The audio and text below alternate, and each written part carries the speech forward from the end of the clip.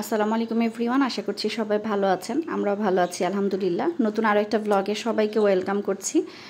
মেয়ের বাবা কিছু জিনিসপত্র নিয়ে এসেছে, তো কি কি নিয়ে এসেছে সেগুলো দেখা যাক, চলেন দেখি। তো দেখি কি কি নিয়ে এসেছে। এটা হচ্ছে রুমাইসার জন্য একটা ব্রাশ, টুথব্রাশ। আসলে বাচ্চাদের ব্রাশ করানোর অভ্যাস আমার মনে হয় যে করানো উচিত। তো আমার মেয়ে আসলে ব্রাশটা পছন্দ করে, সকালে ঘুম থেকে উঠেই সে ব্রাশ করতে পছন্দ করে। এর আগে এটা ব্যবহার করেছে, তো এটা ছাড়া অন্য কোনো পেস্ট দিলে সে নিতে চায় না, তো এটাই আবার নিয়ে আসতে বলেছিলাম। আর এটা নিয়ে আসা হচ্ছে রাদিয়া বুড়ির জন্য। এটা রাদিয়া বুড়ির জন্য হচ্ছে টিথার। এর মধ্যে যেখানে বলেছে কিন্তু ওয়াটার ফিল্ড, এখানে হচ্ছে পানি আছে এর ভেতরে। আর এটা হচ্ছে 6+ হওয়ার পরে ইউজ করতে হয়, কিন্তু এর আগে রুমাইসার জন্য করেছিলাম।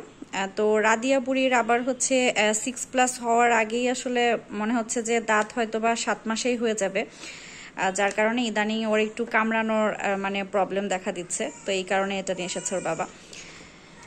আর এর মধ্যে সম্ভবত আমার জন্য, যেহেতু আমি মিষ্টি পছন্দ করি, তো সেই জন্য মনে হয় মিষ্টি এনেছে।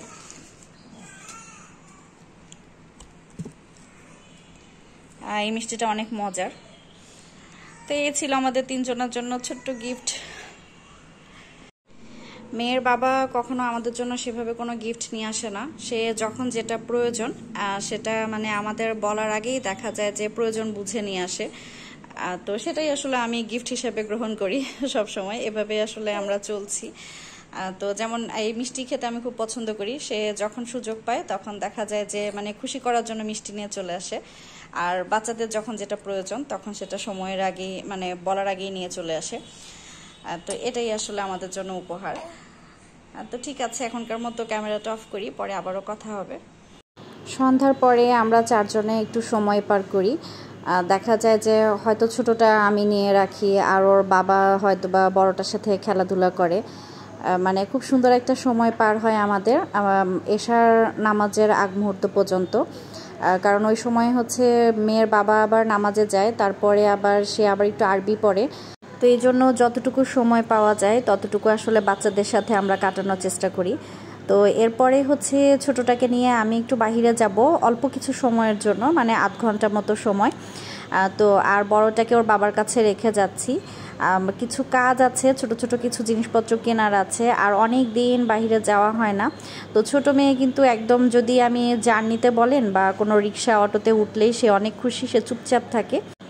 তো রাতের বেলা ওকে নিয়ে একা একা সেভাবে করে যাওয়া হয় না, রাত না আসলে মানে সন্ধ্যার পরে।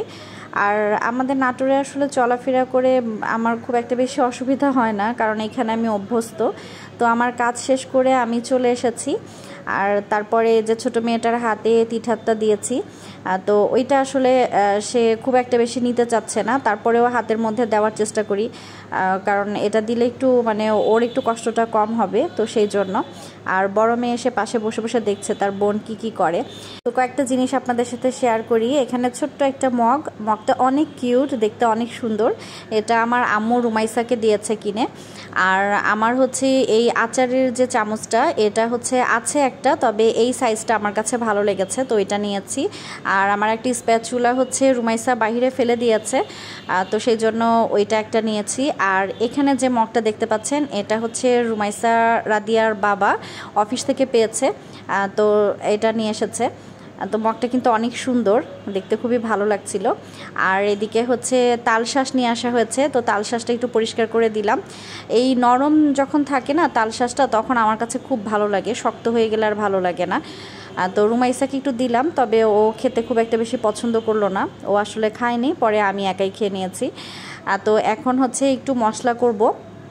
এখন হচ্ছে রাতের বেলা, আর বাচ্চা কাচ্চা এখন ঘুম, তো ভাবলাম যে একটু আচার বানিয়ে রাখি, কারণ দিনের বেলা আমি আম কেটে ছাদে হচ্ছে একটু লবণ হলুদ দিয়ে মাখিয়ে শুকিয়ে রেখেছি, তো এখন আচারটা করে নিব। তো আমি প্রথমে হচ্ছে এখানে 5 ফোড়ন দিয়ে আমি একটু ভালোভাবে টেলে নিব, আর টেলে নিয়ে তারপরে এটাকে গুঁড়ো করে নিব। যখন দেখা যাবে যে মশলাগুলো একটু গরম হয়ে এসেছে, তারপরে এদিক ওদিকে একদম ছিটে চলে যাচ্ছে, তখনই বোঝা যাবে যে মানে মশলাটা হয়ে গেছে। আর খুব বেশি আচার করব না, আমি 1 কেজি আম নিয়ে এসেছিলাম, আর সেই 1 কেজি আম দিয়েই করব অল্প করে। আর এই আচারটা বানাচ্ছি বাড়ির জন্য, কারণ সামনে কোরবানির ঈদ আসছে, আর ঈদের আর বেশি দিন বাকি নেই। তো মাঝের এই কয়টা দিন আমি যদি আচারটা বানিয়ে বয়মে করে রেখে দিই, তেলের মধ্যে ডুবে থাকলে দেখা গেল যে আচারের টেস্টটা কিন্তু আর একটু ভালো হবে। তো সেই জন্য আমি হচ্ছে আচারটা একটু আগে ভাগেই বানাচ্ছি। আর বাসার জন্য যেটা, সেটা আমি পরে বানাবো সময় সুযোগ করে। আর এটা একটু হচ্ছে টক ঝাল, মানে মিষ্টির পরিমাণটা একটু কম হবে, যাতে আমরা একটু খিচুড়ি দিয়ে খেতে পারি, আর সেই জন্য। আর খিচুড়ির সাথে না আমার একটু টক ঝাল আচারটা ভালো লাগে। আর তাছাড়া খুব একটা বেশি টক আমি পছন্দ করি না। দেখা যায় যে শুধুমাত্র বাড়ির জন্য আর আমার হচ্ছে মেয়ের বাবার জন্য আমি আচার বানাই, তাছাড়া খুব একটা বেশি আমার নিজের জন্য করা হয় না, কারণ আমি পছন্দ করি না।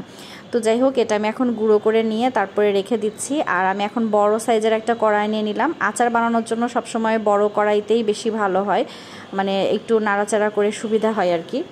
তো আমি এখানে বেশ অনেকটা তেল দিয়ে দিয়েছি। আর তেলটা দিয়ে তেল যখন একটু গরম হয়ে আসবে, তখন আমি এর মধ্যে একে একে হচ্ছে আমগুলো দিয়ে দিব। যে আমগুলো আমি হচ্ছে আগে থেকে লবণ হলুদ দিয়ে একটু রোদে দিয়ে শুকিয়ে রেখেছিলাম। এখন আমগুলো আমি তেলের মধ্যে দিয়ে দিচ্ছি। আর এখানে দেওয়ার পরে আমি হালকা একটু নেড়ে চেড়ে নিব। মানে আমের কালারটা পরিবর্তন হলেই বোঝা যাবে যে আমের মধ্যে এখন মশলা দিতে হবে কি চিনি দিতে হবে। আমার দাদি ভীষণ ভালো আচার বানাতে পারতেন। আমার দাদির কাছে সব সময় আচার বানানো থাকতো। তারপরে দেখা যেত যে ফ্রিজেও অনেক সময় বক্স ভর্তি আচার পেতাম আমরা বাড়িতে গেলে। মানে এত মজার ছিল সেই আচার, মানে এখনও মাঝে মাঝে মনে পড়ে যে দাদির হাতের আচার যে কী টেস্ট। মানে সেরকম টেস্ট এখন আমি আর কারোর কাছে আচারে পাই না। এক একটা মানুষ চলে যায় আর হাজারটা স্মৃতি থাকে। মানে কাছের পরিচিত কত মানুষ মানে দুনিয়া ছেড়ে চলে গেছেন, আর তাদের স্মৃতি না বারবার মনে পড়ে। জানি না কেন ইদানিং আসলে বেশি খারাপ লাগে, বেশি ভয় লাগে আর সব কিছুর জন্য। মানে সংসারটার জন্য মায়া লাগে। বাড়ি থেকে যখন চলে আসি তখন বাড়ির প্রতি একটা মায়া কাজ করে, বাবার বাড়ির প্রতি মায়া। মানে কেমন যে একটা অন্যরকম মিশ্র অনুভূতি, মানে এটা আসলে কোনো ভাষা নেই প্রকাশ করার। আর বয়সের সাথে সাথে মনে হয় এই ব্যাপারগুলো বেশি কাজ করে। তো যাই হোক, এখন আচারের ব্যাপারে একটু বলি। এখানে আমি হচ্ছে কাঁচামরিচ দিয়েছি অনেকগুলো, আর তার সাথে হচ্ছে আমি রসুন দিয়েছি, গোটা রসুন অনেক বেশি করে দিয়েছি। আর রসুনটাও হচ্ছে তেলের সাথে মিশে একদম রসুনের আচার বা ঝাল আচার বলতে পারেন, আমের টকটা এর ভেতরে যাবে। তো এটা কিন্তু খিচুড়ির সাথে খুবই মজা লাগে খেতে। আর আমি এখানে দিয়েছি হচ্ছে সরিষা বাটা। আমার সরিষা বাটাটা ফ্রিজে রাখা ছিল, তো সেই বাটা সরিষা দিয়েছি। খুব বেশি করে কিন্তু আমি সরিষা বা পাঁচফোড়ন দিই নাই, খুবই অল্প করে দিয়েছি। কিন্তু এখানে আমি হচ্ছে রসুন আর যে মরিচের পরিমাণটা একটু বেশি দিয়েছি। 1 কেজি আমে মানে যতটুকু আমার কাছে প্রয়োজন মনে হয়েছে ঠিক ততটুকুই দিয়েছি। এখন আমি খুব ভালোভাবে নেড়েচেড়ে নিব। আর এটা নাড়তে নাড়তে দেখা যাবে কি যে আমের যে কালারটা সেটা চেঞ্জ হয়ে আসবে। তো আমি এখানে পাঁচফোড়নের গুঁড়োটা দিয়ে দিলাম। আর আমি এখানে সামান্য একটু হচ্ছে বিট লবণ দিব। আপনারা চাইলে শুধু লবণও দিতে পারেন, তবে বিট লবণ দিলে টেস্টটা একটু অন্যরকম হয়। আর আমি এখানে শুকনো মরিচ দিচ্ছি না, যেহেতু কাঁচা মরিচ দিয়েছি এজন্য শুকনো মরিচ দিব না। আমি যে বিট লবণ দিয়েছিলাম সেটা ভিডিওতে সম্ভবত স্কিপ হয়ে গেছে। তো আপনারা অবশ্যই কিন্তু লবণ দিবেন, লবণ না দিলে টেস্টটা কিন্তু ভালো আসবে না। তো পরিমাণ মতো লবণটা দিয়ে দিবেন। তো আমি এখন খুব ভালোভাবে নেড়েচেড়ে নিলাম।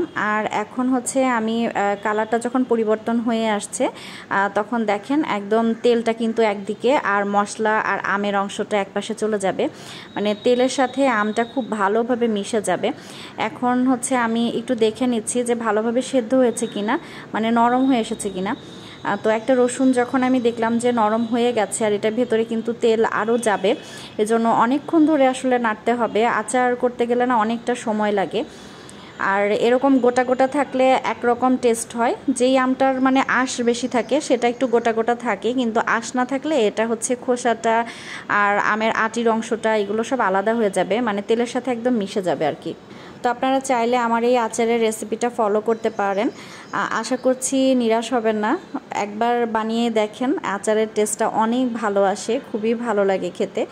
মানে ভাতের সাথে বলেন বা পোলাওয়ের সাথে, খিচুড়ির সাথে, সব কিছুর সাথে কিন্তু অল্প একটু আচার নিলে খুবই ভালো লাগবে খেতে। তো আমি এখানে এখন চিনি দিয়ে দিচ্ছি। চিনিটা আমি অল্প দিয়েছি, এখানে 5-6 চামচ পরিমাণ চিনি দিয়েছি। খুব বেশি মিষ্টি এই আচারটা করব না, এটা একটু টক ঝালই থাকবে। তো আচার বানানোর পরে না বয়ামে করে বেশ কিছুদিন রেখে দিলে দেখা যায় যে আচারের যে মশলা বা তেলটা সেটা হচ্ছে আমের মধ্যে খুব ভালোভাবে যায়। আম বা যে কোনো জিনিস দিয়েই আচার বানান না কেন, তো মশলাটা ভেতরে যাওয়ার পরে তখন কিন্তু আচারের টেস্টটা ভালো হয়। তো যখন বানাবেন সঙ্গে সঙ্গে কিন্তু সব খেয়ে নেবেন না, রেখে দিবেন, মানে যত সময় যাবে তত আচারটা বেশি ভালো হবে। আর তেলের পরিমাণটা ভালো হলে তারপরে দেখা গেল যে জাল দেওয়ার পরিমাণটা যদি ভালো হয়, খুব ভালোভাবে আচারটা জাল করা হয়, তাহলে কিন্তু আচার নষ্ট হবে না, আচার একদম ভালো থাকবে। আর তেলে একদম ডুবো তেলে রাখতে হবে। এভাবে করে রাখলে দেখা যায় যে 1 বছর মানে অনায়াসে খাওয়া যায়, খুব ভালো থাকে। আর মাঝে মাঝে একটু রোদ্রে দিতে হয়, আর রোদে যদি একটু দিয়ে রাখেন তাহলেও আচারে মানে ফাঙ্গাস জমবে না, আচারটা ভালো থাকবে। তো যাই হোক, আচার সম্পর্কে যতটুকু জানি বা যতটুকু জ্ঞান আছে ততটুকু আপনাদের সাথে শেয়ার করলাম, এই আর কি। আর কাছের মানুষদের বা প্রিয়জনদের ভালোবাসা পাওয়ার জন্য বা তাদের মন পাওয়ার জন্য আসলে বেশি কিছু করতে হয় না, অল্পতেই তারা খুশি হয়ে যায়। যেমন এই আচারটা পেলে বাড়িতে আব্বা ভীষণ খুশি হয়ে যাবেন, মানে আব্বার হচ্ছে পছন্দের জিনিস আব্বাকে দিলে আব্বা ভীষণ খুশি হন। আর তার মধ্যে হচ্ছে আমি টুকটাক যে একটু রান্নাবান্না করি সেটাতে আব্বা একটু খুশি হয়ে যান। আর এরকম আচার পেলে তো কথাই নেই, আচার ভীষণ পছন্দ করেন। আর আমার হচ্ছে মেয়ের বাবা তো ভীষণ পছন্দ করেন, ওনার কথা বাদই দেই, উনি তো আমি যেটা রান্না করি সেটাই পছন্দ করে, সেটা খারাপ হোক আর যাই হোক। তো যাই হোক, আর অনেকেই আছেন যাদের জন্য আপনি আপনার নিজের মানে জীবনটাই দিয়ে দিতে চাবেন, কিন্তু তারপরেও তাদের মন পাওয়া যাবে না, এরকম মানুষের অভাবও নেই। তো যাই হোক, তাদেরকে ইগনোর করে চলাই ভালো। তো আজকের ব্লগটা এখানে শেষ করছি। সবাই ভালো থাকবেন, সুস্থ থাকবেন। পরবর্তী ব্লগে আবারও কথা হবে, সেই পর্যন্ত বিদায় নিচ্ছি।